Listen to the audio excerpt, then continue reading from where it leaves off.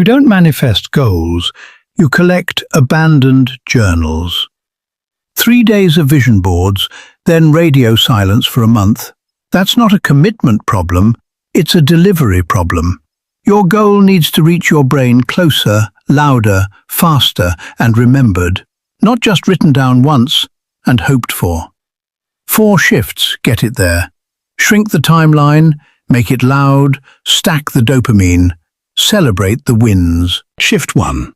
Shrink the timeline. You can see the goal. You just can't feel it landing anywhere. Every guru says the same thing. Set the intention, trust the timing. So you do. You feel amazing for a day, and by next week it's gone.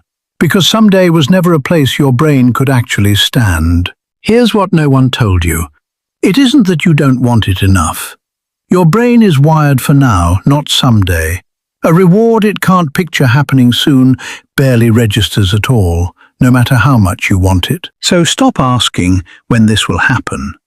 Ask instead, what would this feel like if it happened next week? Say the goal is a promotion. Don't leave it as eventually when I'm ready. Picture next Friday, the email lands. Who do you tell first? What are you wearing that day? Is it raining outside?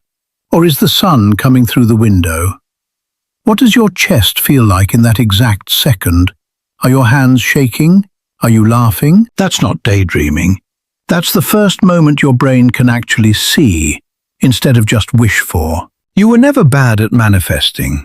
You just kept handing your brain a someday it could never hold on to.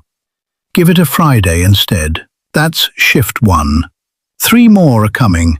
This is wired to manifest.